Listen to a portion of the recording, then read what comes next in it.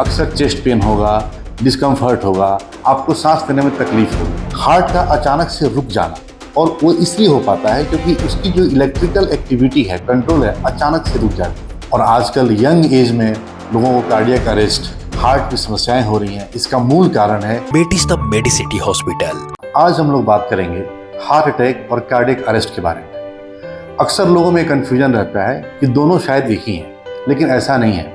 Heart attack बोलते हैं जिसमें कि हार्ट में धीरे धीरे उसकी धमनियों में, उसके वेसल्स में ब्लड की सप्लाई कम हो जाती है, और उसमें अक्सर चेस्ट पेन होगा, डिस्कम्फर्ट होगा, आपको सांस लेने में तकलीफ होगी, और वो धीरे धीरे होगा और वो बढ़ता जाएगा, जिसमें कि आपको तुरंत ही किसी भी अस्पताल में, जो नज़दीकी अस्पताल हो, वहाँ पे इमरजेंसी में जाना चाहिए और डॉक्टर की सहायता लेनी चाहिए।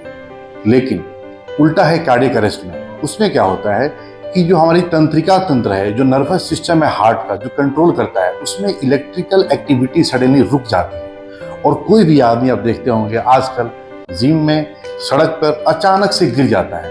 कोई एक्सरसाइज कर रहा है, गिर गया, कहीं खड़ा है वो गिर गया, बैठा है वहाँ से गिर गया, फ्लाइट में गिर गया। उसको बोलते हैं कार्डियक अरेस्ट, मतलब हार्ट का अचानक से रुक जाना।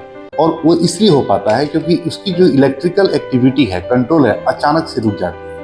उस समय क्या करना चाहिए कि आपको तुरंत उस व्यक्ति की मदद करनी चाहिए। सबसे पहले हमारे गर्दन की जो नसें हैं, वो वेसल्स हैं, उसके पल्सेशन को देखना चाहिए, और उसको बोलते हैं कैरोटिड पल्स। अगर वो नहीं मिल रहा तो तुरंत ही छाती पर, उसके छाती के निचले हिस्से में और बीच में कम से कम 6 सेंटीमीटर का दबाव करना चाहिए। और तब तक करना चाहिए जब तक कि मरीज का अपना सर्कुलेशन वापस ना आ जाए, और उसी बीच में आसपास ही किसी अस्पताल में अवेलेबल एम्बुलेंस है, उसको फ़ोन करके बुलाना चाहिए, और तब तक दबाव देना चाहिए जब तक कि एम्बुलेंस आ ना जाए, या उसकी जो अनकॉन्शियसनेस है वो कॉन्शियस ना हो जाए, और साथ में उसका अपना सर्कुलेशन स्टार्ट ना हो जाए। जबकि हार्ट अटैक में ऐसा बिल्कुल नहीं करना चाहिए, क्योंकि हार्ट अटैक में अगर छाती पर दबाव देंगे आप, तो उसमें उसके वेसल्स में छोटे छोटे इम्बोलाई, या उसमें यूँ कहिए कि थक्का जम जाता है, जो कि वहाँ से डिसलॉज होकर के वहाँ से घूम के कहीं और भी जा सकता है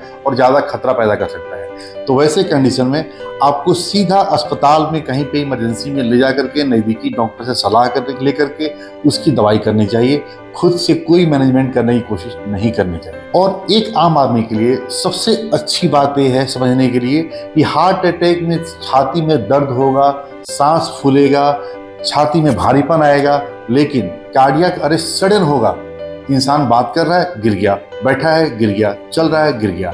तो ऐसे आप उसमें अंतर आराम से कर सकते हैं। और हार्ट अटैक में जनरली कई बार छाती में बीच से लेके निचले हिस्से में बाएं तरफ दर्द स्टार्ट होता है, और वो हमारे बाएं कंधे से लेकर के हाथ तक जाता है। तो आप एक चीज याद रखिए, मूल मंत्र है, हार्ट अटैक छाती में दर्द के साथ सांस फूलने में हो सकता है, लेकिन कार्डियक अरेस्ट जब भी होगा सडन होगा, अचानक होगा, सडनली इंसान गिर जाएगा। और अंत में मैं ये कहना चाहूँगा कि heart attack emergency services hospital जाना है। कार्डियक अरेस्ट इंस्टेंट CPR छाती पर कंप्रेशन से स्टार्ट करने हैं। लेकिन इन सब बातों से ज़रूरी है हमें अपने हार्ट का ख्याल रखना। और आजकल यंग एज में लोगों को कार्डियक अरेस्ट, हार्ट की समस्याएं हो रही हैं। इसका मूल कारण है अव्यवस्थित खान पान, अव्यवस्थित जीवन में एक्सरसाइज को जोड़ें, खान पान में तेल नमक कम करें, और अपना शुद्ध देसी खाना खाएं, जिसमें कि बनावटी खाना, डालडा, घी, तेल, इन सब से दूर रहें। फाइबर वाले खाना खाएं, प्रोटीन वाले खाना खाएं, एक्सरसाइज करें, कम से कम 1 घंटे 30 मिनट्स का वॉक करें, 10,000 स्टेप्स अपने पूरे करें, और अपने हार्ट को स्वस्थ बनाएं।